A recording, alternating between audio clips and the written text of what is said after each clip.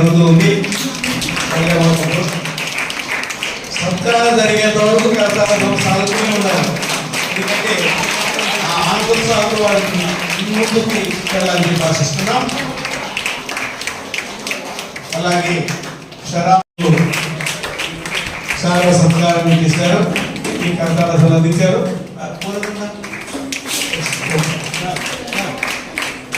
మల్లెల వంటి వారి మనసు మల్లెమాల వేశాం. అలాగే వారు ఉండడం చాలా మంది ఉద్యోగులు ప్రతి పంట కడుతున్నారు. ఇప్పుడు వారు చాలా సత్కారం చేస్తున్నారు.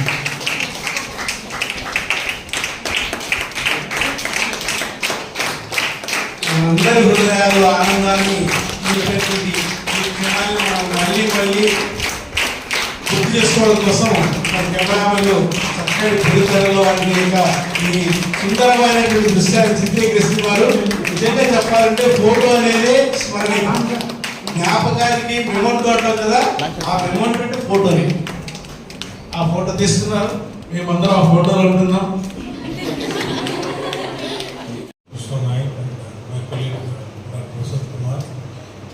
Members of the Heart Foundation, public and also the my dear students and members of the press. Today we have taken this topic of hypertension. Hypertension is a silent killer. So until unless if you don't, you will be surprised. Color will be very thin, and if you check the blood pressure, will be almost 250 by 150 like that. Most of the patients are asymptomatic, so that's why it is a silent killer. So the three things: one is the blood pressure, another is the diabetes mellitus, and also high cholesterol. Until unless go to a doctor, so it is difficult to identify the things. So earlier they used to say old age lo, old age lo manaku heart attack vastundane idi. Present ga even at the age of 16 years, 17 years, people are getting this one. So recent slogan even doctors say, senior doctors, they say that you should have a checkup from the age 18, either a male or a female. The females are the one they are resistant for heart attack up to the reproductive age group, but so it is a mandatory once the middle age lo kuda that will be very careful, particularly if the woman is diabetic. So silent killer ante, suppose if you don't treat hypertension, there is a premature death. 10 to 15 years early they die. So if you don't, there are various things. I think my Dr. Vasant Kumar, as you know, that he is 2 years junior to me in medicine and also MD. He was completed earlier DM cardiology. Then he came in 97 March, April like this, and I came in 97 October. So the government has chosen me as a vice chancellor. Now I am functioning as a vice chancellor of India Health University. And the first time we have instituted awards like the state awards from the university. I am happy Dr. Bhavani Prasad, my guru, and also senior Dr. Bhavani Prasad and Dr. Krishna Naik, both of them they received out of 10 members, these people have received the best doctor award. I think this will continue, and I have requested even the government, Satya Kumar Yadav garu, and to see that recognize the people who are this one. I think the Florence Nightingale nurses, all these things like physiotherapy, dental, all these things can be conducted, and you facilitate the people, illustrate some of the eminent doctors, so that it will continue, this tradition will continue as far as this one is concerned. So there are 38 medical colleges, and almost 500 colleges are under my purview as a vice chancellor. And the first time for BSc nursing, I think some of them are BSc nursing students. So today we have conducted an online examination, that is 17,700 students, out of which 16,600, 92% of the students they appeared online examination today. It was successfully completed between 2 to 4, and by AP online we have given. I think it will not be this from this year onwards. We will not be taking any new NEET criteria, that is undergraduate NEET criteria. This we are taking by merit, by conducting an examination for 100 marks, and also we will take the percentile and we will start with them. Almost 250 to 60 nursing colleges are there, sir. So apart from the government and private, these things are there, and it is on the pipeline, and every medical college we wanted to visit. And this Friday, next coming Friday, myself and DAP are coming to the Karnool Medical College first, because since I studied here as a student from this college, we wanted to uplift the medical college, and also I may even come to the College of Nursing also, because it is a part of the university. So with this, I think we wanted to uplift, particularly in terms of education for the teachers, standards of teaching and the standards of the this one, and also research. So I request even BSc nursing students also start doing some research, so that ICMR these projects will be there, but we will also fund from the university those who work. Definitely we wanted to improve further within a period of 3 years. Definitely we wanted to improve, and the new Amravati campus also we are constructing a new university, probably with attached to medical college and hospital, and also the allied specialties. Now the paramedical term is abandoned. Allied and health specialties they come, and they are all sisters, physicians, physiotherapists, and all these things will come, and they definitely will construct a research block in the new university campus. So with these few words, I once again thank my colleague Dr. Vasant Kumar, having immediately accepted to speak on hypertension, and this will continue. Suppose if I am there in Karnool during that first Sunday, I will be here. I think I am happy that the Heart Foundation members, Lakshman and Bhavani and Vasant, all these people, Ramudu, all these people are continuing this legacy, and I request you to kindly come and learn. At least the public may not be utilizing, but at least the nursing students, I think you get a knowledge.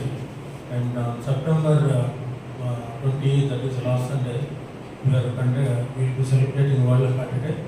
Dr. P.C. Rath is a very famous cardiologist from research practicing at Apollo, will be receiving an award. We will have some cultural event also on the same day, that is Sunday. So 29th is a Monday, so we will be conducting the function on 28th, and I think this first Sunday will be continually doing it. So with these few words, I welcome you all for this today's evening function.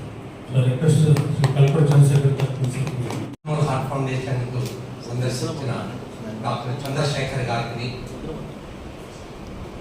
Best డాక్టర్గా award అందుకున్న కృష్ణారాయ్ గారిని, doctor Vasant Kumar మొట్టమొదటి కర్నూలు కార్డియాలజిస్ట్గా ఇక్కడ వచ్చి service అందించిన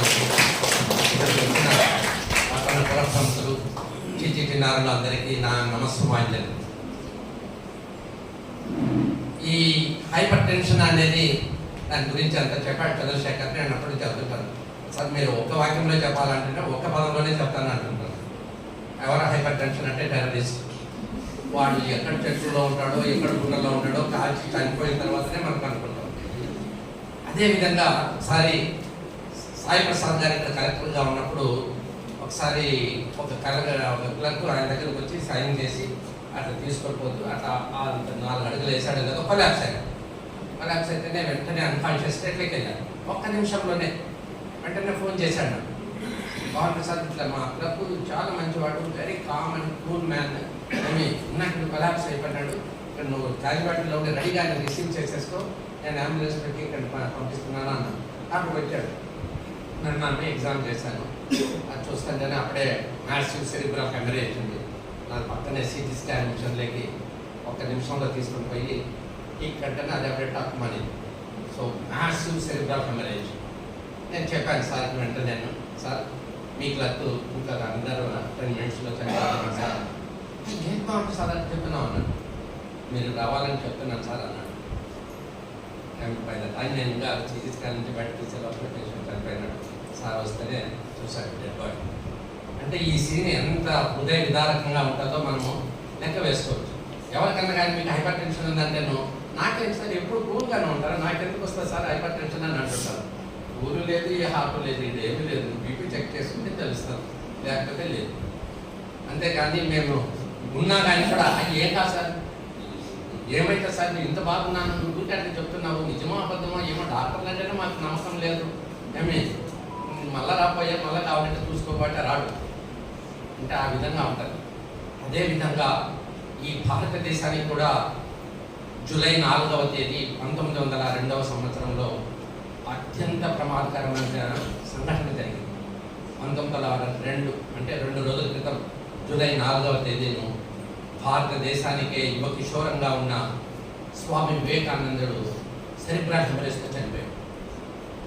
39 ఏళ్ళు చనిపోయాడు. స్వామి వివేకానందుడు అంటే ఎవరు? ఈ భారతదేశానికి ఎనర్జీ, ఈ భారతదేశానికి ఫిలాసఫర్, ఈ భారతదేశానికి దిక్చూచి, ప్రపంచమంతా గడగడలాడించిన మహానుభావుడు జూలై 4వ తేదీన మరణించాడు. నిజంగా కూడా 39 సంవత్సరాలకు ఆయన ఎంతో కీర్తి సంపాదించాడు. ఎందుకంటే మనం జూలై 4న మనం మీట్ కాలేదని ఒక విషయం ఆయన గురించి నేను చెప్పాలి. కాబట్టి అటువంటి మహానుభావుడు ఒకసారి చికాగో నగరంకి వెళ్ళి అక్కడ dear sisters and brothers of America అని ఒక్క పదంతో మీరు ఎప్పుడన్నా కానీ గూగుల్లో సెర్చ్ చేయొచ్చు. అది ఎలా ఉంటుందంటే బుల్లెట్లు వచ్చినట్టు వచ్చింటాయి ఆ పదాలు. వాళ్ళంతా కూడా దిగ్భ్రాంతి అయినారు. ఆయనకి ఇచ్చింది 5 నిమిషాలే. ఆయన 45 నిమిషాలు మాట్లాడినా కానీ ఎవరు గుర్తించలేదు. అటువంటి మహానుభావుని మనము జూలై 4వ తేదీకి మనము కోల్పోయినాం. ఇదే సందర్భంగా నేను కూడా చికాగో నగరానికి నాకు ఏదో కాన్ఫరెన్స్ ఉంటే నేను వెళ్ళాను. నాకు ఎంతకంటే మంచి అవకాశం లేదు, చికాగో నగరంలోనే కదా ఆయన అంతా కూడా ఈ ఉపన్యాసం ఇచ్చింది. మేమంతా కూడా మా బ్యాచ్ అంతా కూడా స్వామి వివేకానంద స్ట్రీట్ అని అక్కడి నుంచి పోయాము బస్సులో. స్వామి వివేకానందుడు ఇక్కడ నుంచి ఎలా మాట్లాడినాడని అంత బోర్డు రాసింది. ఇక్కడి నుంచేనో సందేశం ఇచ్చిన స్వామి వివేకానందాన్ని ఏదో మా మనస్ఫూర్తి ఏదో చల్లగా అయింది. ఆయన పోయి ఒక ఫోటో తీసుకొని ఆయన ఫోటో దగ్గర ఉన్నాను. అంటే అటువంటి మహానుభావుడు కూడా సెరిబ్రల్ హెమరేజ్తో చనిపోయాడు. కాబట్టి ఈ మహానుభావుడు ఒకసారి అంటాడనమాట, ఏమి అంటే సాంస్క్రిట్ అనేది చాలా బాగా అవచ్చు సార్, మీ సాంస్క్రిట్ చాలా కష్టంగా ఉంది, మేము ఇంత భగవద్గీతలోని శ్లోకాలన్నీ చదువుకోలేము, ఏదైనా ఒక చిన్న శ్లోకం ఉంటే ఏదైనా చెప్పండి, దాన్ని మేము పఠించి నేర్చుకుంటాము అంటే అప్పుడు చెప్తాడనమాట వివేకానంద.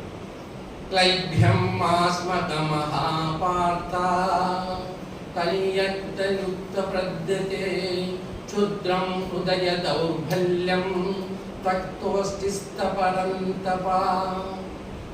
ఓ పరంతప, ఎంతోమంది వీరులను జయించిన ఓ అర్జున, నీ హృదయం ఇప్పుడు దద్దరిల్లిపోయి నువ్వు ఈ యుద్ధం చేయనని అంటున్నావు.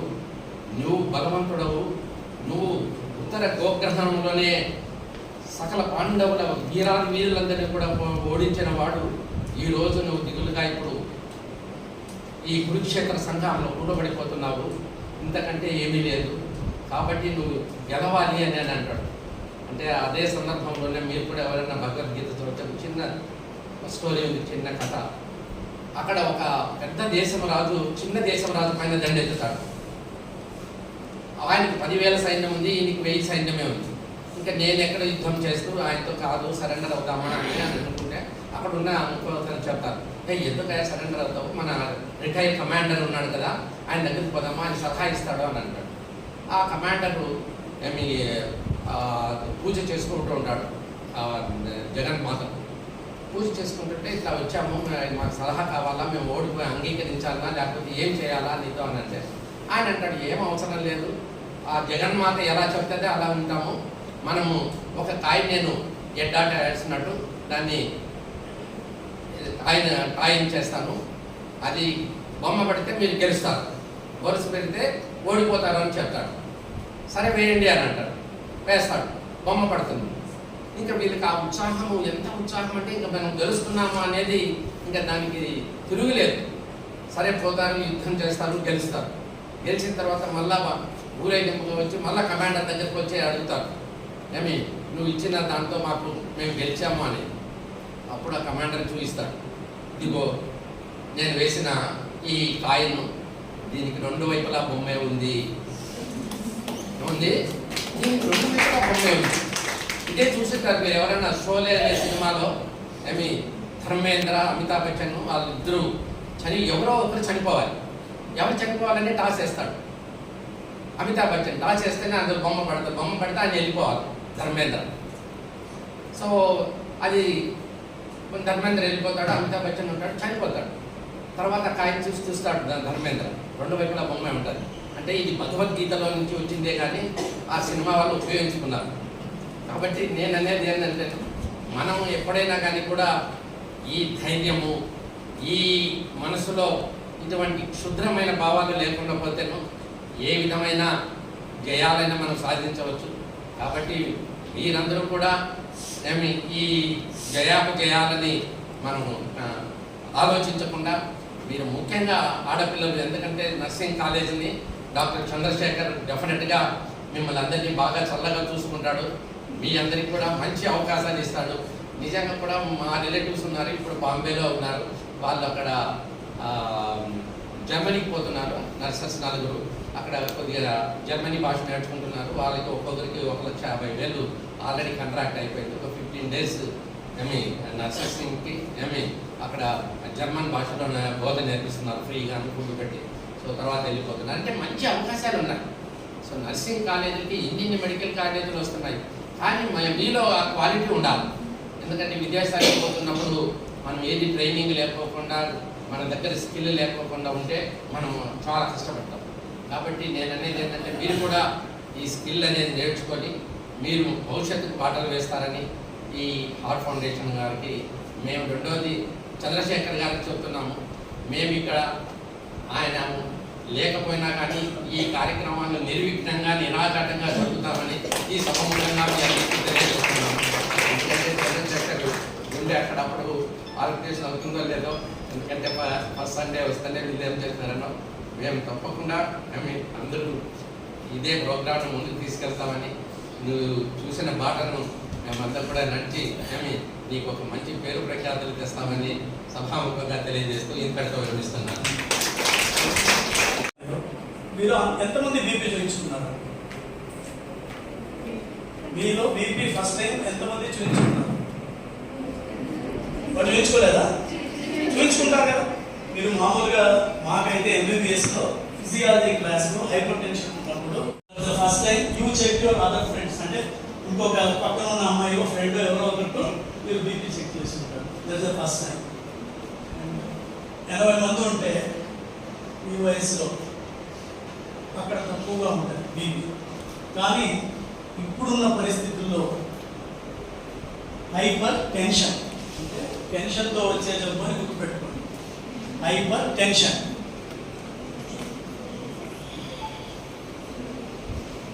సార్ చెప్పినట్టు చంద్రశేఖర్ గారు చెప్పారు, సైలెంట్ కిల్లర్. పవన్ ప్రసాద్ గారు చెప్పారు, సైంటిస్ట్ పడిపోయాడు హెమరేజ్. సో ఇది 50 millions కాదు. అంటే 50 millions అంటే 50 into 10 లక్షలు.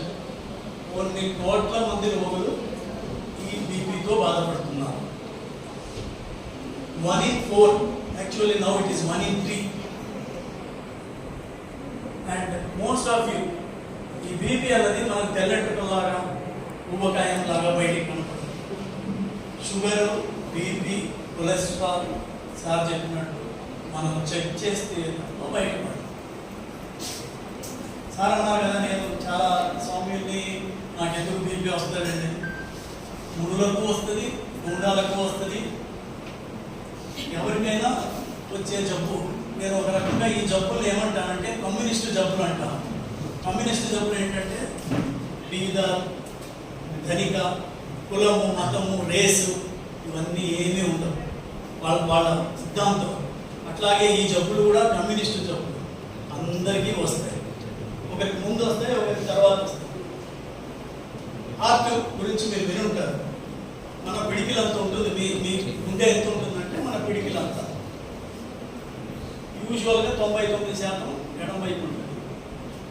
2 పక్క టెంకలు స్తర్ణం పక్కన చాలా భద్రంగా దేవుడు లేదా ప్రకృతి ఆ అవయవాన్ని కప్పిపెట్టి కొంత భాగం మాత్రమే బయటికి కనపడేటట్టు, అంటే బయటికంటే ఏదైనా ఇంజక్షన్ అవి ఇవ్వడానికి లంగ్స్ లేకుండా ఏమి లేకుండా ఉంటుంది.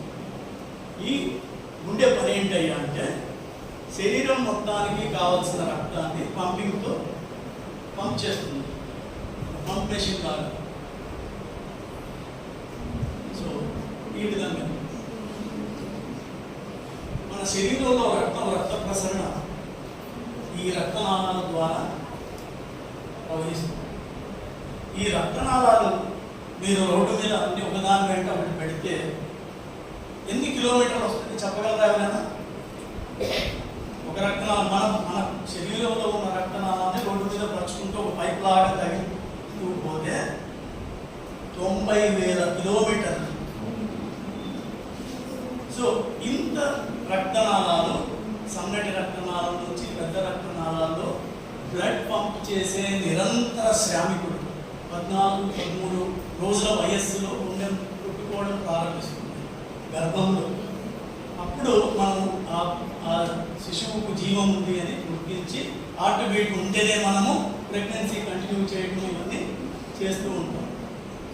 సో అప్పటి నుంచి మనం చచ్చేదాకా నిరంతర శ్రామికుడు ఎవరయ్యా మన బాడీలో? నిద్రపోతున్నా పనిచేసేది ఏంటయ్యా? సో ఈ గుండెకు ఈ రక్త ప్రసరణ జరగడానికి వచ్చే ఈ ప్రక్రియలోనే ఈ బ్లడ్ ప్రెషర్ అన్నది డెవలప్ అవుతుంది. సో గుండెకు కూడా పెట్రోల్ కావాలి. మన శరీరం మొత్తం రక్తం ద్వారా ఆక్సిజన్, కార్బన్ డైఆక్సైడ్ ఇవన్నీ జరుగుతున్నాయి కదా, అలాగే గుండెకు కూడా కరోనరీ ధమనుల ద్వారా, ఆర్టరీస్ ద్వారా రక్త ప్రసరణ జరుగుతుంది.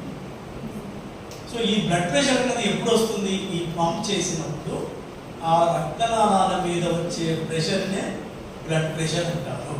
సో మనకు blood pressure, normal blood pressure ఎంత? ఎవరు చెప్పారు మీకు ఇది? ఎవరు చెప్పారు? సో బై నామ్స్ పుట్టిన బిడ్డకు 120/80 ఉండదు. పుట్టిన బిడ్డకు 60 నుంచి 70 లేదా 80 వాళ్ళ వయస్సును బట్టి బీపీ నిర్ధారిస్తాం, 90th పర్సెంటైల్.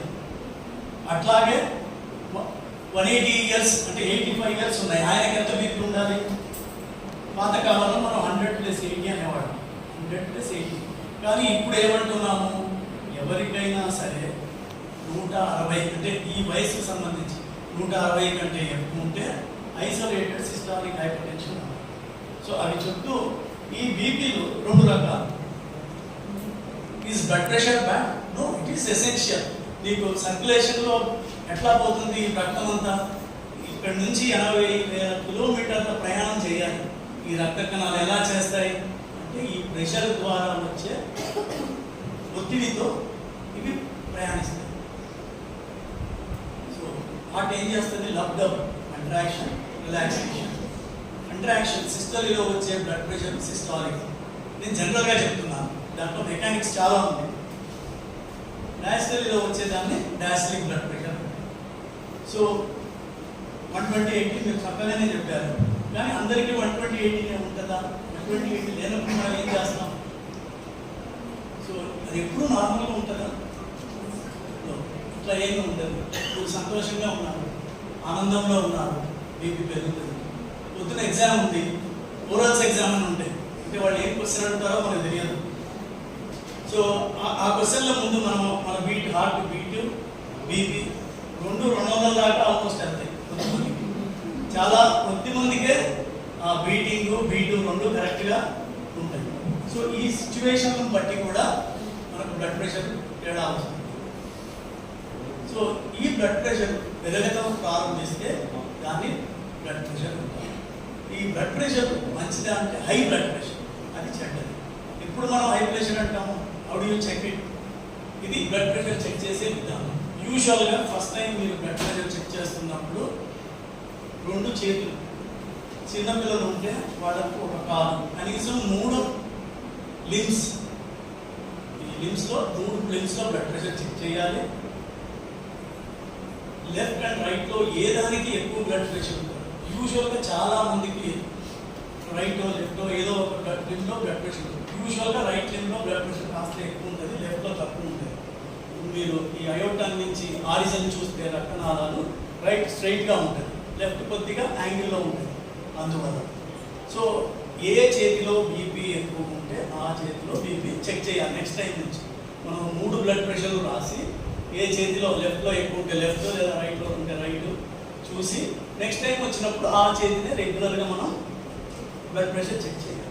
దానికి మనం ఉపయోగించేది కఫ్. సో ఈ సార్ చెప్పినట్టు సైలెంట్ అన్నాం కదా, ఏమీ సిమ్టమ్స్ ఉంటుంది. చాలా కోపం ఉన్న వాళ్ళు మనం మామూలుగా మన మేడమ్స్కో టీచర్స్కో డాక్టర్కో ఎవరైనా ఎక్కువ కొంచెం కోపం చేసుకుంటే సార్ కొంచెం బీపీ ఉన్నట్టుంది అని అంటుంటారు జోక్ బయట. సో దానికి బీపీకి సంబంధం ఏమీ లేదు.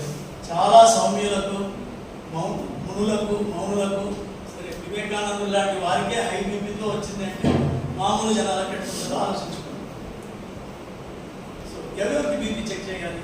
ఇప్పుడు నేను 30 years అని రాశాను. ఇప్పుడు గైడ్ లైన్స్ చెక్ చేయడం 15 ఏళ్ల వయసు నుంచి. ఎందుకు అంటే చిన్నపిల్లల్లో ఇప్పుడు ఊబకాయం మనం చూస్తున్నాం. 12 ఏళ్ల పిల్లల్లో కూడా 100 kg ఉన్నాడు. ఇవాళ పొద్దుగా నేను చూశాను 16 ఏళ్ళు ఇంటర్మీడియట్ ఫస్ట్ ఇయర్ నారాయణ కాలేజీలో పొద్దు నుంచి రాత్రి వరకు పొద్దున 7 నుంచి సాయంత్రం 8 వరకు చదివే, ఇంకా వేరే పని లేదు, స్ట్రెస్. ఆ అబ్బాయి బరువు 114. అంటే ఈ ఊబకాయం అన్నది మన పిల్లలకు మనం ప్రేమ ఎలా చూపుతున్నామంటే ఇప్పుడు వాడు పొద్దునే గ్రౌండ్కి తీసుకెళ్ళటం రా, వాడు 8:30కు 9కి లేచినా కూడా పర్లేదులే పాపం కష్టపడి చదువుకున్నాడు రాత్రంతా అని పొద్దున్న లేపట్లా. వాడి మనం ప్రేమ ఏ రూపంలో చూపుతున్నాము? వాడికి టైం ఇవ్వట్లా. కానీ డబ్బులు, గ్యాడ్జెట్స్, ఫోన్లు, కార్లు, లేకుంటే మోటార్ సైకిళ్ళు. 2 లక్షల మోటార్ సైకిల్ ఇంజనీరింగ్ స్టూడెంట్కి అవసరమే ఉంటుంది. మీరంతా నడుస్తారా లేదా సైకిల్లో వస్తారా? మీ కాలేజీలో వెరీ గుడ్, అది మంచిది. మనం సంతోషించాలి, మనం అఫోర్డ్ చేయలేమని. మేమంతా కూడా MBBS కాదు కదా, PG వచ్చే వరకు కూడా సైకిల్ తొక్కేవాళ్ళం ఈ కర్నూలు పరిసర ప్రాంతాల్లో, కర్నూలు టౌన్లో. సో ఆ సైకిల్ తొక్కడం అనేది చాలా మంచిది. ఇప్పుడు సైకిల్ తొక్కితే ఏమన్నా డేంజర్ ఏంటంటే ఏ ఆటో వాడు వచ్చి కొడతాడో మనం ఎక్కడ పడిపోతామన్న భయం అంతే. బట్ యూనివర్సిటీస్లో మనం సైకిల్ అలౌ చేయాలి, ఏ వెహికల్ అలౌ చేయకూడదు. సార్తో చెప్పి అది చేయిస్తాము డెఫినెట్గా. కాలేజీలోకి మోటార్ సైకిళ్ళు ఇవన్నీ ఏం రాకూడదు, సైకిలే అలౌ చేయాలి, ఎందుకంటే అది ఎక్సర్సైజ్. సో అట్లాగూ నార్మల్ క్యాప్లర్ అనే ఒక మహానుభావుడు, ఆధునిక బ్లడ్ ప్రెషర్ ట్రీట్మెంట్ పితామహుడు అని చెప్పచ్చు. Father of blood pressure, modern blood pressure. ఏమని చెప్పాడు అంటే మనం చెప్పే ఈ బ్లడ్ ప్రెషర్ అంతా దాని మీద ఆధారపడి మనం సంవత్సరాల తరబడి చచ్చిపోయే వరకు, ఒకసారి డయాగ్నోస్ అయితే ఆల్మోస్ట్ చచ్చిపోయే వరకు మందులు ఇస్తున్నాం. కానీ ఈ మందులు ఇచ్చే బ్లడ్ ప్రెషర్ మెజర్మెంట్ ఎంత చక్కగా చేస్తున్నాము అంటే ప్రపంచం మొత్తం మీద కూడా అతి దరిద్రంగా మెజర్మెంట్ చేస్తున్నది ఏదన్నా ఏమిటంటే అది బ్లడ్ ప్రెషరే. అది సరిగా చెక్ చేయట్లేదు, చెప్పిన ప్రకారం చేయట్లేదు. దానివల్లనే కొన్ని దుష్పరిణామాలు సంభవిస్తాయి. ఓవర్ డయాగ్నోసిస్, అండర్ డయాగ్నోసిస్, లేని వాళ్ళకు ఉన్నట్లు, ఉన్న వాళ్ళకు లేనట్లు. దానికి ఏ కారణాలను కూడా మనం చూద్దాం. So 140/90 blood pressure, systolic 140, gastric blood pressure 90 ఉంటే మనం బ్లడ్ ప్రెషర్ అంటాం.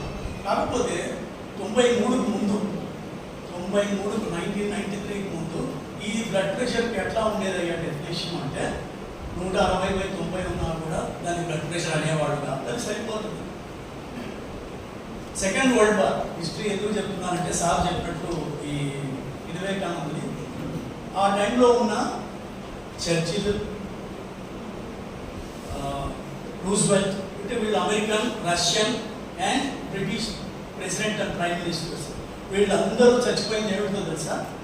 High blood pressure. సో రూజ్వెల్ట్కు ఆ వార్ టైంలో ఉన్న బ్లడ్ ప్రెషర్ 240/180. సో ఆయనకి ఏం చేశారు ఆ రోజుల్లో? పడుకోవయ్యా, పెన్షన్ తీసుకోవద్దు, వరల్డ్ వార్ ఆయన మీద ఉంది, పడుకో, పెన్షన్ తీసుకోవద్దు, ఉప్పు తగ్గించుకో, ప్రేయర్ అంతే. అప్పుడున్న ట్రీట్మెంట్ అదే. తర్వాత 1950s మనకి ట్రీట్మెంట్లు స్టార్ట్ అయ్యాయి. So this is normal blood pressure. కొంతమంది 120 to 139, 80 to 89. దీన్ని కొంతమంది బ్లడ్ ప్రెషర్ అంటున్నారు. ప్రీ హైపర్ టెన్షన్, అయ్యా మీకు రోగం రాబోతుంది అని చెప్పబోయేదానికి ఇప్పుడు ఈ డెఫినేషన్లు అన్నీ మారిపోతూ ఉన్నాయి. అమెరికన్ హార్ట్ అసోసియేషన్ ఏం చెప్తుందయ్యా అంటే 130 కంటే పైన ఉంటే 130 పైన ఉంటే 140 వరకు, 80 నుంచి 89 వరకు ఉంటే అది కూడా బీపీ అని చెప్తున్నారు. సో మీరు బీపీని ఎందుకు ఎక్కువ చెప్తున్నారు? మీరు ఎందుకు బీపీ చేశారు? ఇంతకుముందు 160/90 అన్నది కూడా ఎందుకు తగ్గించేశారు అంటే వాళ్ళు చెప్పింది ఏంటంటే ఈ మధ్యలో ఉన్న బీపీలో వాళ్ళని కూడా మనం గమనిస్తే వీళ్ళకు హార్ట్ అటాక్లు, పక్షవాతాలు, ఇవన్నీ కిడ్నీ ఫెయిల్యూర్, హార్ట్ ఫెయిల్యూర్ ఎక్కువగానే వస్తున్నాయి. సో 140 కాకుండా 130 పెడితేనే మంచిది అని వాళ్ళ ఉద్దేశం. కానీ ప్రపంచంలో ప్రతిదానికి ఒక నెగిటివ్ పనిచేస్తే దానికి ఆపోజిట్ ఉంటారు. వాళ్ళు చెప్పడం ఏమిటి, మీరు ఆ 140 ఉన్నదాన్ని తీసుకొచ్చి 120 చేయడం వల్ల మందుల కంపెనీలకు డబ్బులు ఎక్కువ చేస్తున్నారు, వీళ్ళందరినీ మందులు ఇచ్చి నాశనం చేస్తున్నారు అని కొంతమంది. కానీ ప్రపంచమంతా ఇప్పుడు ఒప్పుకునేది ఏంటయ్యా అంటే 140/90 కంటే ఎక్కువగా ఉంటే ఖచ్చితంగా ట్రీట్మెంట్ ఇవ్వాలి. అది ఏం ట్రీట్మెంట్ అనేది మనం చూద్దాం. 130 నుంచి 140, 80 నుంచి 89 వరకు ఉంటే దాన్ని elevated blood pressure. Elevated blood pressure. Normal blood pressure ఏంటి? 120/80. ఎలివేటెడ్ హైపర్ టెన్షన్ అంటే 140/90. దీనికి ఎవరు అగెనిస్ట్ చెప్పట్లేదు. అమెరికాలో మాత్రం 130/80 is now considered as above 130/80 is considered as hyper tension. So మీకు ఎందుకు ఇది ఇంపార్టెంట్ అంటే బ్లడ్ ప్రెషర్ చెక్ చేసేది 80% మీరే, చాలా వరకు ట్రీట్మెంట్ ఇచ్చేది మీరే. నర్స్ ప్రాక్టీషనర్స్ యూఎస్లో కార్డియాలజిస్ట్ దగ్గరికి ఏం అన్నారు వాళ్ళు ఎప్పుడు వెళ్తారంటే ఆ బీపీ తగ్గలేదంటేనే వాళ్ళకి రెఫర్ చేస్తారు. మన దేశంలోనే డాక్టర్లు లగ్జరీ, ఇక్కడ మీటే కార్డియాలజిస్ట్ 200-300 మహా అయితే 1000 రూపాయలు ఇచ్చి వెళ్ళవచ్చు. పొద్దున 10 నిమిషాల్లో పోయి అపాయింట్మెంట్ తీసుకోవచ్చు. ఇండియా, అమెరికాలో, ఇంగ్లాండ్లో, కెనడాలో ఒక డాక్టర్ దగ్గర పోయి బ్లడ్ ప్రెషర్ చూపించుకోవాలి అంటే 3 నెలలు టైం పడుతుంది. సో అందుకు మిమ్మల్ని అందరినీ వాళ్ళు తీసుకెళ్తున్నారు జర్మనీకో, న్యూజిలాండ్కో, లేకపోతే బ్రిటిష్లో కానీ. ఎందుకంటే ఈ పని అంతా ఇంపార్టెంట్ పని. ఈ పని అంతా చేయడానికి నాలెడ్జ్ ఉంది. మనం చెప్పిన నాలెడ్జ్ను ఉపయోగించుకొని ట్రీట్మెంట్ ఇవ్వడానికి ఎంబీబీఎస్ డిగ్రీలు అక్కర్లేదు, డిఎం డిగ్రీలు అక్కర్లేదు. బేసిక్ బ్లడ్ ప్రెషర్ ట్రీట్ చేయడానికి హెల్త్ కేర్ ప్రొఫెషనల్స్ అంటారు, నర్సులు లేదా నర్స్ ప్రాక్టీషనర్ లేకంటే HCP, health care professionals. So you take care of health. So you're as good as doctor or sometimes better than doctors. ఎందుకంటే మీరు చూపించినంత concern డాక్టర్లు చూపించారు, అది ఈజీగా ఉంటుంది. యూజువల్గా బ్లడ్ ప్రెషర్ చెక్ చేసినప్పుడు నా దగ్గరికి వచ్చినప్పుడు ఏం సార్ మీరు బ్లడ్ ప్రెషర్ చెక్ చేయట్లేదు నన్ను అడుగుతూ ఉంటారు. ఇప్పటికీ కూడా నేను చెక్ చేయనండి అంటే నిజంగా చెప్పాలంటే టైం లేదు. ఒక patient BP blood pressure check చేయాలంటే దాదాపు 10 నిమిషాలు పడుతుంది. కరెక్ట్గా చెక్ చేయాలి, ఆయన బట్టలు ఇవ్వాలి, బనీళ్ళు ఏమి ఉండకూడదు, ఈ కఫ్ కరెక్ట్గా కట్టాలి, నేను టెన్షన్లో ఉండకూడదు, ఆయన టెన్షన్లో ఉండకూడదు. 10 నిమిషాలు బ్లడ్ ప్రెషర్ కోసం వెయిట్ చేయమంటే చేసే పేషెంట్ ఉన్నారా ఇప్పుడు? సో అందుకు నేను ఏం చెప్తానంటే బయట మా టెక్నీషియన్స్ ఉంటారు, health care professionals, cardiology technicians ఉంటారు, వాళ్ళు చెక్ చేస్తారు. అది కాక డాక్టర్ దగ్గరికి వచ్చినప్పుడు బ్లడ్ ప్రెషర్ ఎక్కువ అవుతుంది చాలా మంది. దీన్ని వైట్ కోట్ హైపర్ టెన్షన్ అంటాం. ఈ హాస్పిటల్ ఎన్విరాన్మెంట్కి వస్తేనే. సో అదే డాక్టర్ కంటే నర్సింగ్ కానీ టెక్నీషియన్ కానీ చెక్ చేస్తే అది తక్కువగా ఉంటుంది. ఈ వైట్ కోట్ ఎఫెక్ట్ అంటారు. సో అందుకోసం నేను బ్లడ్ ప్రెషర్ వాళ్ళు చెక్ చేసినా మళ్ళీ చెక్ చేయమంటాను, ఏ విధంగా చెక్ చేయాలి. సో ఇది latest European society guide lines 2024. ఏం ఇచ్చారయ్యా అంటే normal blood pressure, elevated blood pressure, high blood pressure. So ఇప్పుడు బ్లడ్ ప్రెషర్ చెక్ చేయడం హాస్పిటల్లో కాదు, ఇంట్లో చెక్ చేయాలి. హోమ్ బ్లడ్ ప్రెషర్ మానిటరింగ్ అంటారు. ఇప్పుడు మనకెంత వాచ్లు, స్పాండ్లు ఎలా కొనగలుగుతున్నామో బ్లడ్ ప్రెషర్ ఆపరేటర్స్ ప్రతి ఇంటికి ఉండటం మంచిది. మీ తల్లిదండ్రుల కోసమో మీ పక్కింటి వాళ్ళ కోసమో ఎవరో ఒకరి కోసం మనం ఒక బ్లడ్ ప్రెషర్ ఆపరేటర్స్ 1200 కంటే ఎక్కువ రూపాయలు ఏమి కాదు. మెర్క్యూరీ మానోమీటర్స్ వెళ్ళిపోయాయి, ఇంకా ఫ్యూచర్లో మనం మెర్క్యూరీ మానోమీటర్స్ చూడం. సో ఈ బ్లడ్ ప్రెషర్ 140/90 190 మందికి మనకు కారణం తెలియదు. దాన్ని ప్రైమరీ లేదా ఎసెన్షియల్ అంటాం. సెకండరీ అంటే కొంతమందికి కారణాలు ఉంటాయి. ఆ కారణాలు ఏంటంటే కిడ్నీ ఫెయిల్యూర్, ఆడవాళ్ళలో అయితే ఎస్పెషల్లీ పీరియడ్స్ టైంలో ఉన్న వాళ్ళైతే ఈ పిల్స్ వేసుకుంటారు. కొంతమంది పీరియడ్స్ రెగ్యులర్ రావడానికో, గర్భం రాకుండా ఉండడానికో, లేకపోతే యూటిరస్ ఓవరీ తీసేసిన తర్వాత హార్మోన్ రీప్లేస్మెంట్ థెరపీ అని ఇస్తారు. వాళ్ళలో ఇట్లా ప్రాసెస్ ఉంటాయి అన్నమాట. Secondary hyper tension. కొంతమంది పాతకాలంలో నొప్పులు అంటే మెడికల్ షాప్లో ప్రెడ్నిసలోన్ అనే ట్యాబ్లెట్, డెక్సామిథజోన్, బీటామిథజోన్ ఇలాంటి ట్యాబ్లెట్ ఇస్తారు. అది పుచ్చుకో మీద బ్రహ్మాస్త్రం లాగా బ్రహ్మాండంగా పనిచేస్తుంది. వాడు ఎవరి దగ్గరికి వెళ్ళినా కూడా ఆ మాత్ర తప్ప వేరేది సార్ నాకు ఆ మాత్రమే పనిచేస్తుంది అంటాడు. సో ఇది మిగుతా పోతారు, బీపీ పెరిగిపోతుంది. సో ఎవరెవరికి మనం ఆలోచించాలి? ఏజ్ అబోవ్ 15 years, ఎక్కువగా మందు తాగే వాళ్ళకి, సిగరెట్ తాగే వాళ్ళకి, షుగర్ ఉన్న వాళ్ళకి, కొలెస్ట్రాల్ ఉన్న వాళ్ళకి, వీళ్ళందరికీ మనం జెండర్ స్త్రీలలో కూడా బీపీ అన్నది సహజంగా వస్తుంది. కాకపోతే ఈస్ట్రోజన్ హార్మోన్ వల్ల బీపీ కంట్రోల్లో ఉంటుంది. కానీ పీరియడ్స్ ఆగిపోయిన తర్వాత అంటే మెనోపాజ్ తర్వాత బ్లడ్ ప్రెషర్స్ చాలా మందికి పెరుగుతాయి. దానికి కారణం ఆ ఈస్ట్రోజన్ ప్రొటెక్టివ్ ఎఫెక్ట్ పోవటం వల్ల. సో వీళ్ళకు కూడా కాకపోతే బీపీ కంట్రోల్ ఉమెన్లో కొద్ది కష్టం. తర్వాత వాళ్ళ ప్రెగ్నెన్సీ పీరియడ్ ఉంటుంది, ఆ టైంలో మనం కొన్ని మందులు ఇవ్వకూడదు. ఇప్పుడైతే యంగ్స్టర్స్లో ఒబేసిటీ పెరిగిపోయింది. ఎవరిని అడిగినా పీసీఓడి తెలుసు కదా మీకు అందరికీ, పీసీఓడి అంటే. సో ఇవన్నీ కూడా బీపీ అసోసియేటెడ్. క్లినికల్ మేనిఫెస్టేషన్స్ ఏముంటాయంటే symptoms fatigue, reduced activity, dizziness, మధ్యలో కడుపు తిరిగినట్టుంది, తోసేసినట్టుంది, ఇలాంటివి అంతే. పాల్పిటేషన్, ఛాతీలో నొప్పి, ఆయాసం చాలా తక్కువ మంది చెప్తారు. సో దీనివల్ల ప్రాబ్లం ఏంటి? రక్తనాళాల్లో మనం వాటర్ పైప్స్ ఎలా మూసుకుపోతాయో రక్తనాళాల్లో కొవ్వు పదార్థం ఏర్పడుతుంది మీడియాలో. ఆ ఏర్పడిన పదార్థము పెరిగి పెరిగి సన్నబడిపోయి బ్రెయిన్లో సన్నబడితే పక్షవాతాలు, బ్రెయిన్లో పగిలితే రక్తనాళం హెమరేజ్, హార్ట్లో అయితే హార్ట్ అటాక్స్, కిడ్నీలో అయితే కిడ్నీ ఫెయిల్యూరు, హార్ట్ ఫెయిల్యూరు, ఇవన్నీ. అలాగే రక్తనాళాలు బ్లాక్ అవుతే కాలు చేయి పడిపోవటం, గ్యాంగ్రీన్ రావడం, ఇవన్నీ దానివల్ల వస్తాయి. సో ఇవన్నీ ఆర్గాన్స్ అనేది దెబ్బతినేది. సో మనం ట్రీట్మెంట్ ఏది ఇవ్వాలా వీళ్ళకి? ట్రీట్మెంట్ గోల్స్ ఏంటయ్యా అంటే ఎవరికైనా సరే బ్లడ్ ప్రెషరు 140/90కి తక్కువగా ఉండేటట్టు ప్రయత్నం చేయాలి. వీలైతే 130/80కి తక్కువ ఉండేటట్టు మనం ప్రయత్నం చేయాలి. సో మనం ఈ హైపర్ టెన్షన్ ట్రీట్మెంట్ గురించి చూస్తే మీరంతా హిస్టరీ చదవాలి. History stimulates. చరిత్ర చదువుకుంటే మనకి ఎంతో తెలుస్తుంది. ఈ మమ్మీలు, పిరమిడ్లు, మన ఆయుర్వేదం కొన్ని వేల సంవత్సరాల క్రితమే ఈ రక్తపీడనం, బ్లడ్ ప్రెషర్, దీనికి ఆయుర్వేదంలో సర్పగంధి అని ఉంటుంది.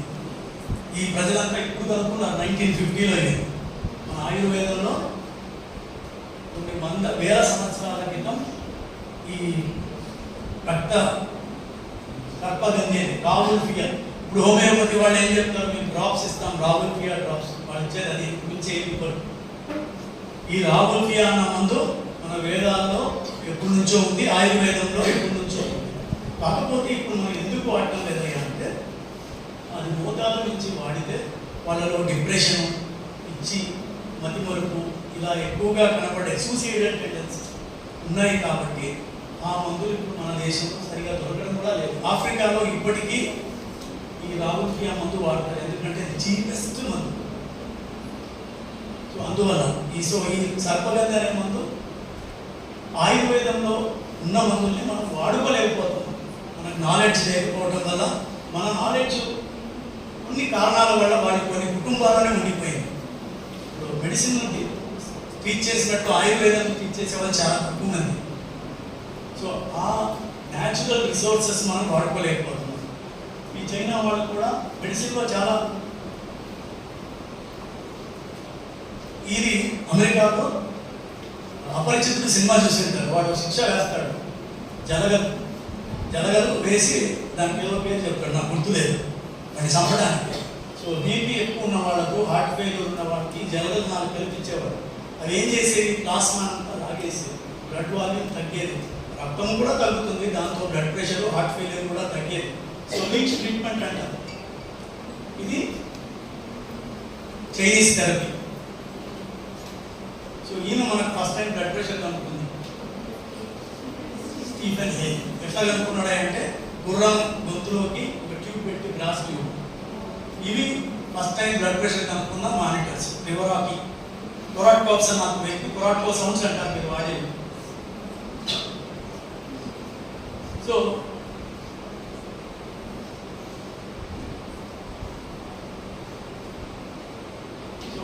సో 200 బ్లడ్ ప్రెషర్ కూడా తగ్గించే వాళ్ళు కాదు మొదట. కానీ 1993 తర్వాత జాయింట్ నేషనల్ కమిషన్ అని అమెరికాలో ఒక సంస్థను ఏర్పాటు చేసి దాంట్లో బ్లడ్ ప్రెషర్ చెక్ చేసి, దానికి మీకు చాలా మందికి తెలియదు, దాని ఒక అధిపతి ఎవరయ్యా ఆ రోజుల్లో అంటే ఒక ఇండియన్. ఆ జాయింట్ కమిషన్ చైర్మన్ ఒక ఇండియన్. ఆ రోజుల్లోనే మన వాళ్ళు అమెరికాలో ఉండి ఈ బ్లడ్ ప్రెషర్ చెక్ చేసేదానికి నిర్మించిన కమిషన్ యొక్క అధిపతి. వాళ్ళు ఇచ్చిన గైడ్ లైన్సే మనం ఫాలో అవుతున్నాం. అంటే ప్రతి 5 సంవత్సరాలకు 4 సంవత్సరాలకు వీటిని మారుస్తున్నారు. ఈ బీపీ ఎక్కువ అవడం వల్ల ఆయుష్ తగ్గుతుంది. సార్ చెప్పారు కదా చంద్రశేఖర్ గారు, 8 ఏళ్ళు తగ్గిపోతుంది. అది ఎట్లా అయ్యా అంటే బీపీ ఎక్కువ ఉన్న వాళ్ళలో మరణాలు తొందరగా వస్తాయని. సో బ్లడ్లో వచ్చేస్తే మనం చూస్తుంటాం, కొంపలు కాలిపోతే చూస్తుంటాం. ఫస్ట్ వచ్చేది ఎవరైనా అంటే అంబులెన్స్ కంటే ముందు ఇన్సూరెన్స్ ఏజెంట్. ప్రపంచంలో ఎక్కడైనా అంబులెన్స్ వస్తుందో లేదో కానీ ఇన్సూరెన్స్ ఏజెంట్లు వస్తారు. వాళ్ళు కనుక్కున్నారు ఇది, అయ్యా బీపీ ఎక్కువ ఉన్న వాళ్ళకు ఇన్సూరెన్స్ ఇస్తే కొద్దిగా ప్రమాదం ఉంటుంది, వాళ్ళ పాలసీలు రేట్లు పెంచండి అని అమెరికాలో ఫస్ట్ వాళ్ళు కనుక్కుంది. సో తర్వాత బీపీ ఎట్లా మెజర్ చేయాలి, సో ఇవన్నీ జాగ్రత్తలు మీరు పాటించాలి. రిలాక్స్ అయి ఉండాలి, కుర్చీలో కూర్చోవాలి, కాళ్ళు కూడా భూమి మీద ఆని ఉండాలి, రిలాక్స్గా ఉండాలి, వెనక మెడకు కూడా సపోర్ట్ ఉండాలి. సో ఇట్లాంటి ఆపరేటర్స్ చాలా ఉన్నాయి. ఇప్పుడు ఇది కరెక్ట్ మెథడ్ చెక్ చేసేది. టెన్షన్ ఉండకూడదు, బ్లాడర్ ఫుల్ ఉండకూడదు, కాఫీ టీ తాగకూడదు, మందు తాగకూడదు, బీడి సిగరెట్ తాగకూడదు. 10 నిమిషాలు ప్రశాంతంగా కూర్చున్న తర్వాతే బీపీ చెక్ చేయించుకోండి. సో అట్లా కాదు, కాళ్ళు కిందికి విడిచేసి నడుము సపోర్ట్ లేకుండా ఈ విధంగా చేయొద్దు. ఆర్మ్ కూడా సపోర్ట్ ఉండాలి. మనం ఏం చేస్తుంటాం, బ్లడ్ ప్రెషర్లో ఓపీలో టైం ఉండదు. ఈ బట్టల మీదే వాడికి బనియన్ మీదే, అదే నార్త్ ఇండియాలో అయితే స్వెట్టర్లు అవన్నీ ఉంటాయి, దాని మీద బీపీ కఫ్ కడతారు. అది సరిపోతుంది, సరిపోకపోతే బీపీ ఎక్కువ వస్తుంది. సో ఐడియల్గా మనం ఇవన్నీ పాటించాలి. బట్టలు ఏమీ ఉండకూడదు, బేర్ హ్యాండెడ్ ఉండాలి. కఫ్ సరిపోకపోతే పెద్ద కఫ్, వయసుతో సంబంధం కాదు. చిన్నపిల్లలు కూడా లాగుంటే వాడికి పెద్ద కఫే తీసుకోండి, పెద్ద కఫ్. ఇది కఫ్ అంటారు. సో ఈ కఫ్ సైజ్ కూడా చేతికి, కిమరలకు, పిల్లలకు వయసుతో సంబంధం లేకుండా బరువును బట్టి, సర్కంఫరెన్స్ ఆఫ్ ఆర్మ్ వాటిని బట్టి చేస్తాం. సో ఈ విధంగా బ్లడ్ ప్రెషర్ చెక్ చేస్తూ, ఇవి కఫ్స్. ఇప్పుడు లేటెస్ట్గా అంబులేటరీ బ్లడ్ ప్రెషర్, అంటే మీకు బ్లడ్ ప్రెషర్ ఉందా లేదా, టెన్షన్ ఉంది సార్ నాకు, ఆ డాక్టర్ దగ్గరికి పోతే మీకు ఉందంటాడు, ఇంకోసారి పోతే మామూలుగా ఇంట్లో చూస్తే తక్కువ ఉందంటాడు. అంటే ఈ మెషిన్ పెట్టి ఇంటికి పంపించేస్తాం. 24 గంటలు రికార్డ్ చేసి వీళ్ళలో పడుకున్నప్పుడు ఎలా ఉంది, హాస్పిటల్లో ఉన్నప్పుడు ఎలా ఉంది, పనిచేసినప్పుడు ఎలా ఉంది, నిద్రపోయినప్పుడు ఎలా ఉంది, ఇవన్నీ చూసి బ్లడ్ ప్రెషర్ నిర్ధారించాలంటే కరెక్ట్ గోల్డ్ స్టాండర్డ్ అంటుంది. కానీ అవి మనం అందరికీ చేయలేము కాబట్టి హోమ్ బ్లడ్ ప్రెషర్ మానిటరింగ్, ఇప్పుడు హాస్పిటల్లో చేసిన బ్లడ్ ప్రెషర్ ఇంపార్టెంట్ కాదు. హోమ్ బ్లడ్ ప్రెషర్లో మనం ఒక 3 సార్లు చెక్ చేస్తే, కనీసం 2 సార్లు అయినా ఎక్కువగా ఉంటే, 140/90 కంటే ఎక్కువ ఉంటే మనం ట్రీట్మెంట్ మొదలు పెట్టాలి. సో ఇది అంబులేటరీ బీపీ. సో మనకి ఈ రోజుల్లో ఎవ్రీథింగ్ రిమోటే, fan remote, TV remote. So ఇంక ఎక్సర్సైజ్ ఏముంది, ఇంట్లో చాలామంది ఆడవాళ్ళు చేసేది పొద్దున మొహం కడుక్కొని, అంటే అందరూ కాదు, చాలామంది పనిచేసేవాళ్ళు మంచిదే, సీరియల్స్. మగవాళ్ళు అయితే, రిటైర్డ్ పర్సన్ అయితే ఈ టీవీతో పొద్దున్న నుంచి రాత్రి వరకు ఎన్ని ఛానల్స్లో న్యూస్ వస్తే అన్ని ఛానల్స్లో చూస్తూ ఉంటారు. సో వాళ్ళకి ఎక్సర్సైజ్ కూడా ఈ రిమోట్ వల్ల తగ్గిపోయింది. అందుకని ఆమె భార్య ఏం చేసింది, రిమోట్ తీసిపెట్టి దాచిపెడతారు వారంలో 3 రోజులు. ఆ రిమోట్ కోసమైనా ఆయన పెరుగుతాడని, అంటే నొక్కుతాడని. So this is the only work they do, some of that. So ఇప్పుడు మనం అంతా పైకి వచ్చాం, మీరంతా మెట్లు ఎక్కి వచ్చి ఉంటారు, దట్స్ గుడ్. చాలామంది మోకాలు నొప్పులు లేని వాళ్ళు కూడా లిఫ్ట్లో వస్తారు.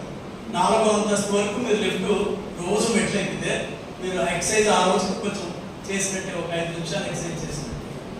సో ఈ ఎక్సర్సైజ్ ఎలా చేయాలి, మాకు టైం లేదనుకున్న వాళ్ళకి అవ్వలేదు. సో ఈ బ్లడ్ ప్రెషర్ తగ్గించడం వల్ల పక్షవాతం, హార్ట్ అటాక్, హార్ట్ ఫెయిల్యూర్ అన్నీ తగ్గుతాయి. సో మనం ఇప్పుడు వాడే మందులు ఏంటయ్యా అంటే,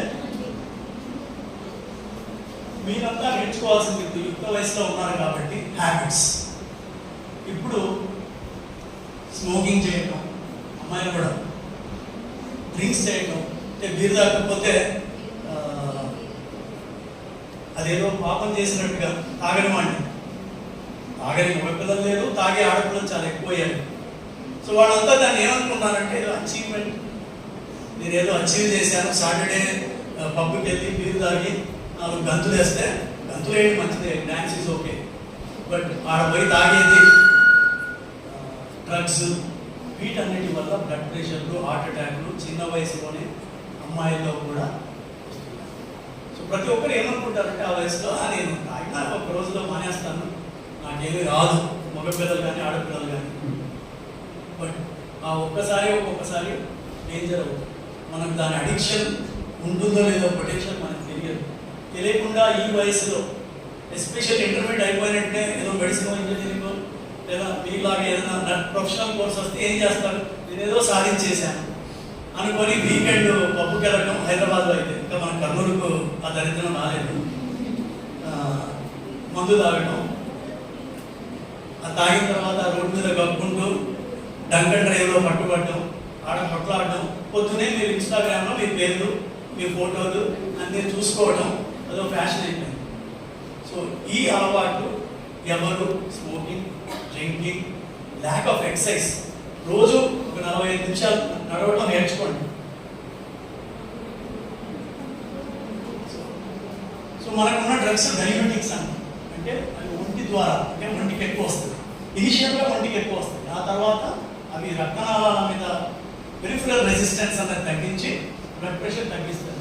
ఇప్పుడు మనకున్న హైడ్రోక్లోరైడ్, క్లోర్థాలిన్, బీటా బ్లాకర్స్, అటెనడాల్, మెటప్రొడాల్, బిసప్రొడాల్ అన్న మందులు మనం బీటా బ్లాకింగ్ ఎఫెక్ట్ వల్ల బ్లడ్ ప్రెషర్ తగ్గుతాయి. ఇది ఎస్పెషల్లీ యంగ్స్టర్స్, బిలో 60 years వాళ్ళకి ఇస్తే మంచిది. అబోవ్ 60 years వాళ్ళకి కాల్షియం ఛానల్ బ్లాకర్స్, డయాబెటిక్స్ ఇస్తాము. మధ్యలో ప్రెగ్నెన్సీ లేని అవకాశం లేని వాళ్ళకి మనం ఏఆర్బీస్, ప్రెగ్నెన్సీ వస్తే యాంజియోటెన్సిన్ రిసెప్టర్ బ్లాకర్స్, ఏస్ ఇన్హిబిటర్స్ అనేవి ప్రెగ్నెన్సీలో ఇవ్వకూడదు.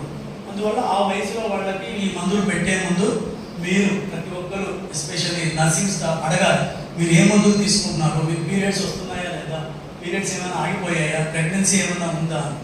ఎందుకంటే ఇవన్నీ డాక్టర్ అడుగుతూ పోతే ఆ టైం ఉండదు. అట్లాగే ఏస్ ఇన్హిబిటర్స్, ఏఆర్బీస్, ఇవన్నీ అయిన తర్వాత కాల్షియం ఛానల్ బ్లాకర్, శాంలోడెపిన్, నిఫిడెపిన్,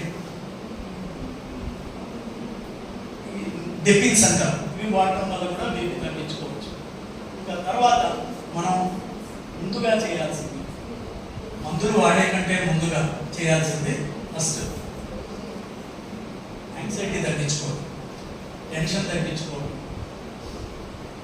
యోగాసనాలు, మెడిటేషన్, బ్రీతింగ్ ఎక్సర్సైజెస్, ఇవన్నీ ముందు ప్రయత్నం చేయాలి. 130 నుంచి 140 లోపే ఉంది, 130 బ్లడ్ ప్రెషర్. వాళ్ళకి ఏం చేయాలి, ఇవన్నీ చేయమని చెప్పాలి. ఇవన్నీ చేసినా 3 నెలల తర్వాత కూడా బీపీ తగ్గకపోతే అప్పుడు మనం మందుల గురించి ఆలోచించాలి. సో దీన్ని లైఫ్ స్టైల్ మేనేజ్మెంట్ లేదా నాన్ డ్రగ్ థెరపీ అంటాం. యోగాసనాలు, లీఫీ వెజిటబుల్స్ తినటం. సో దీన్ని చూస్తున్నప్పుడు నాకు ఇప్పుడు లీఫీ వెజిటబుల్స్ పెడితే ఎవరు తింటాం లేదు. మనం ఇక్కడ పెట్టినప్పుడు మీరు చూస్తుంటారు, KFC బ్రాండ్ సక్సెస్, సబ్వే ఒకటి పెట్టున్నారు కర్నూలు వచ్చినప్పుడు. మీకు ఎందుకు చెప్తున్నా అంటే మీరు ఎక్కువ మంది వెళ్ళేది మీ పిల్లలు, ఇంక్లూడింగ్ మై చిల్డ్రన్. ఇదంతా ఏది, సబ్వే, KFC, డొమినో, ఇంకా పిజ్జా హట్, పిజ్జా హౌస్. ఇక్కడ వాడు డబుల్ లేయర్, డబుల్ చీజ్ ఇవన్నీ పెడుతున్నాడు. మీరేమో తింటున్నారు, తినండి, ఒక్కసారి తింటే నష్టమేం లేదు. కానీ దానికి తగిన ఎక్సర్సైజ్ చేస్తున్నారా అంటే లేదు. కూరగాయలు తింటున్నామంటే లేదు, చాలా మంది తిన్నారు. అవైలబిలిటీ కూడా ఉండదు హాస్టల్లో. అంటే ఆల్మోస్ట్ ఏముండవు, బెండకాయ వంకాయ ఏదో పెడతానే ఉంది కదా, అది కూడా లేవా? సో యాక్చువల్గా మనం బీట్రూట్ ఉంది, బీట్రూట్ చాలా తక్కువ మంది తింటారు. బీట్రూట్ యొక్క రసం 200 ml, ఇది అవైలబుల్ మన ఇండియాలో లేదు, వేరే కంట్రీస్లో. 200 ml బీట్రూట్ జ్యూస్. దాన్ని వేడి చేయకూడదు, కొట్టేసి గ్రైండర్లో వేసుకొని అది తాగటానికి చాలా విషంలాగే ఉంటాయి. కషాయాలు అంటారు మన పాతకాలంలో. ఎంత చేదు ఉంటే అంత గట్టి మాత్రాన్ని అనుకునేవాడు ఆ రోజుల్లో. ఐ వాజ్ ఎ కిడ్, నాకు మందులు వేసుకోవాలంటే చాలా చిరాకు, చాలా భయం. ఇంజక్షన్లు ఏంటి నేను వేసుకుంటానేవాడిని, బట్ మందులు వేసుకోవడానికి నాకు భయం చిన్నప్పుడు. ఎందుకంటే ఆ టేస్ట్ ఉండేవి కాదు, అవి చాలా భయంకరమైన టేస్ట్ ఉండేవి. రెచ్చింగ్ వచ్చేది, వామిటింగ్ వచ్చేది. అందుకంటే ఒకసారి ఇంజక్షన్ పొడిపించేసుకుంటే అయిపోద్ది కదా అని నేను కూడా అనుకునేవాడిని. ఈ బీట్రూట్ కూడా తాగడానికి కష్టం, కానీ ఆ రసం తాగితే 200 ml me blood pressure 10 millimeters of mercury తగ్గుతుంది. 4 మందులు వేసుకోవాలనుకుంటాను. ఈ లోకల్ మన వాళ్ళు ఇచ్చిన ఆహార నియమాలు, vegetarianism is always better, especially when there are problems. So leafy vegetables తినండి. ఇలాంటి నైట్రేట్స్ ఉన్న ఫుడ్స్ అంటే ఫిట్ ఫుడ్స్ ఉన్న ఫుడ్స్. సాల్ట్, దీన్ని మనం అందరం రాయలసీమకు వస్తేనే ఉప్పు కారం నిల్వలం బాస్ నేను చంపేస్తాం, నడుపుతాం, రవ్వ రవ్వ అంటారు. ఎక్కడ చూసినా ఏమనంటే రాయలసీమ రక్తం, రాయలసీమ ఉప్పు, రాయలసీమ ప్రపంచంలో అందరూ ఉప్పు తింటారు. కాకపోతే మనం భారతీయులం కాస్త ఎక్కువ తింటాం. దీనివల్ల సమస్య ఏంటి అంటే మీకు ఉత్తేజం ఉత్సాహం వస్తుందో లేవు కానీ బీపీ ఖచ్చితంగా వస్తాయి.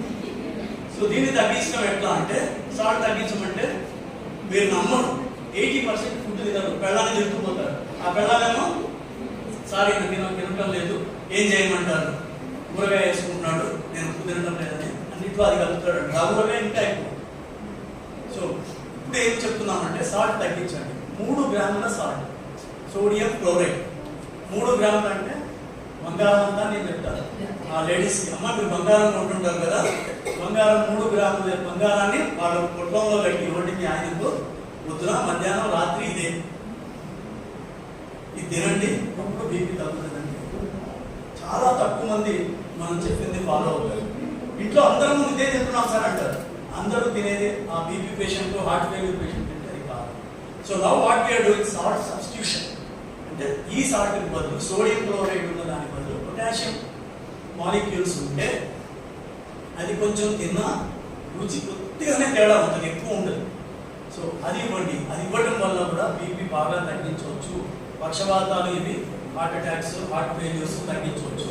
సో నా సాల్ట్ రెస్ట్రిక్షన్, సాల్ట్ సబ్స్టిట్యూషన్, ఇవి మనం చేయాలి.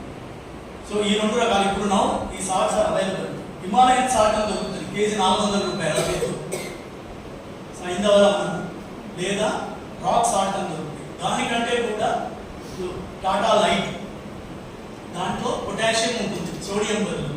సో ఇవి మీరు మన ఇంట్లో మనం అలవాటు చేయాలి. ఫస్ట్ మన ఇంట్లోనే మారాలి, వేరే ఇంట్లో పోయి మనం మార్చాలి. సో మన ఇంట్లో మనం మారితేనే పెరుగులో, వీటిలో రసాల్లో ఉప్పు వేసుకోవద్దు. మిగతా వాటి వీలైనంత వరకు ఆవకాయలు వారానికి 1 రోజు ఎక్కువ తినండి, రోజు కాదు. మీ అమ్మ పప్పు చేయడమో ఏదో చేయడం మర్చిపోయిన రోజు కూరగాయ వేసుకొని నెయ్యి వేసుకొని తినండి, అంతేగాని రోజు కాదు. సో ఎందుకంటే మనం చాలా మంది కూరగాయలు మన ఇంటి నుంచి తెచ్చుకుంటాం స్టూడెంట్ డేస్లో ఉన్నప్పుడు, అది వారం రోజులకి అయిపోతుంది. అదే మీ దగ్గర ఉన్నట్టు ఉంటే పర్లేదు, మీకు రిప్లెనిష్మెంట్స్ వస్తాయి. సో ఈ విధంగా మనం ఆహార నియమాలు ఈ వయసు నుంచి పాటిస్తే మనకు బ్లడ్ ప్రెషర్ వచ్చే అవకాశాలు కలుగుతాయి. ఫ్యామిలీ లైఫ్, సెక్చువల్ లైఫ్ అనేది తప్పు కాదు. ఆ ఫ్యామిలీ లైఫ్ కరెక్ట్గా ఉంటే ప్రపంచంలో కూడా ఈ సమస్యలు తగ్గుతాయి.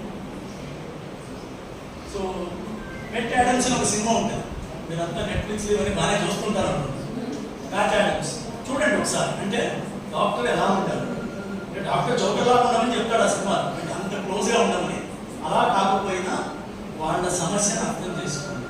మీ అమ్మో నాయనో, మీ తమ్ముడో చెల్లెలు ఇదే సమస్యతో నీ దగ్గరికి వస్తే నువ్వు ఎలా బిహేవ్ చేస్తావు, పేషెంట్తో ఎలా బిహేవ్ చేస్తావు. అంటే ఒక పేషెంట్తో ఏ సంబంధం లేదు. వీలైనంత వరకు ఎంపతి, మనం ఆ విధమైన ఎంపతి పాటించగలిగితే మనం పేషెంట్లో కూడా కోపం లేకుండా విసుగు లేకుండా చూడగలుగుతాం. నా లేటెస్ట్ మీ అవసరం చెప్తున్నాను ఏంటంటే, ఇది లాస్ ఏంజలీస్లో బ్లాక్స్ ఎక్కువగా ఉన్న ప్రాంతాల్లో వాడు డాక్టర్ దగ్గరికి వెళ్ళారు. బీఫ్, మటన్, చికెన్ అన్నీ ఎక్కువగా తింటారు. ఎక్సైజ్ ఉండదు, ఒబేసిటీ ఎక్కువ. పిల్లలు బ్లడ్ ప్రెషర్ తగ్గించాలంటే ఎలా? ఇప్పుడు ఆ డాక్టర్ దగ్గరికి వెళ్ళాడు. ఆ కమ్యూనిటీస్లో డాక్టర్లు కూడా ఉంటారు. సో వాళ్ళు ఏం చేశారంటే, ఈ స్టడీ లేటెస్ట్ స్టడీ మంగళ షాప్, అక్కడ మంగళ షాప్లో ఫార్మసిస్ట్ని కూర్చోబెట్టి బీపీ చెక్ చేయించి అక్కడే మందులు ఇచ్చి వీలైనంత తక్కువ పరీక్షలతో బీపీ తగ్గించడం ప్రారంభిస్తే, ఇది లాస్ ఏంజలీస్ ఒక బ్లాక్ ఏరియా, ఒక 50 షాపులను తీసుకొని మంగళ షాప్. ఎందుకంటే వాళ్ళు చెప్పేది ఏంటంటే, మంగళ షాప్లో నువ్వు వెళ్ళినప్పుడు ½ అన్ అవర్ 1 అవర్ కాస్త ప్రశాంతంగా కూర్చుంటావు, టెన్షన్ పడకుండా కూర్చుంటావు. వాడికి ఆ తలపై చెప్పేస్తాం, వాడు మెసేజ్ ఏదో చేస్తాడు, కుటుంబ సేవలో ఏదో చేస్తాడు. ఆ టైంలో నీ బ్లడ్ ప్రెషర్ చెక్ చేయించుకొని ఫార్మసిస్టే అక్కడ మందులు ఇస్తే వాళ్ళలో బ్లడ్ ప్రెషర్ చాలా బాగా కంట్రోల్ అయింది అని వాళ్ళు నిర్ధారణ చేశారు. సో ఇప్పుడు మీరు ఎస్పెషల్లీ మీరు రోజుకు 10 మందికి మీరు బ్లడ్ ప్రెషర్ చెక్ చేయాలి. ఆ విధంగా మీరు బ్లడ్ ప్రెషర్ చెక్ చేయడం, ఈ ఆటోమేటిక్ అపారటస్ వచ్చిన తర్వాత ఆ ప్రాబ్లం కూడా లేదు. నొక్కితే అదే బ్లడ్ ప్రెషర్ ఇస్తుంది. కాకపోతే 3 రికార్డింగ్స్ తీసుకోండి. కంఫర్టబుల్గా ఉండాలి పేషెంట్. ఆ కఫ్ వచ్చినప్పుడు వీడు కదిలీకూడదు, మాట్లాడకూడదు, నువ్వు మాట్లాడకూడదు, వాళ్ళు మాట్లాడకూడదు. రిలాక్స్గా ఉండాలి. ఆర్మ్ కూడా సపోర్ట్ అయి ఉండాలి. 3 రికార్డింగ్స్ తీసుకోండి. ఫస్ట్ రికార్డింగ్ తీసేయండి. నెక్స్ట్ 2-3 రికార్డింగ్స్ తీసుకొని యావరేజ్ చేసి అది బ్లడ్ ప్రెషర్గా రాయండి. ఉదయం, మధ్యాహ్నం, రాత్రి సిమ్టమ్స్ లేనప్పుడు, మీ తలలో ఉన్నప్పుడు బ్లడ్ ప్రెషర్ చూడండి. అంటే పేషెంట్ బ్లడ్ ప్రెషర్ ఉందంటే చూడండి, కానీ దాని మీద డిపెండ్ కావాలి. కాస్త ప్రశాంతంగా కూర్చోయాను, రిలాక్స్గా అని ఒక 10 minutes, 20 minutes, 30 minutes టైం ఇచ్చి మళ్ళీ చెక్ చేయండి. బ్లడ్ ప్రెషర్ తగ్గి ఉంటుంది. సో సిమ్టమ్స్ ఉన్నప్పుడు బ్లడ్ ప్రెషర్ చెక్ చేసినా అది రివీల్ చేయొద్దండి. సిమ్టమ్స్ లేనప్పుడు బ్లడ్ ప్రెషర్ చెక్ చేయండి. ఈ యావరేజ్ తీసుకొని బ్లడ్ ప్రెషర్ చెక్ చేసి మీరు కరెక్ట్గా డయాగ్నోస్ చేస్తే జీవితకాలం వీడు మందులు, ఆహార నియమాలు ఇవన్నీ పాటించాల్సిన అవసరం తగ్గుతుంది. డెఫినెట్గా 20 ఏళ్ల వయసులో మనకు బీపీ వచ్చే అవకాశాలు తగ్గుతాయి. కానీ 80 ఏళ్ల వయసు వచ్చేసరికి ఆల్మోస్ట్ ఆల్టర్నేట్ పర్సన్ బీపీకో, షుగర్కో, కొలెస్ట్రాల్కో, పక్షవాతానికో, హార్ట్ అటాక్కో మందులు వాడాల్సి వస్తుంది. సో ఈ వయసులో మీరు పునాదులు వేసుకుంటే మీ జీవితంలోనే మొదలు.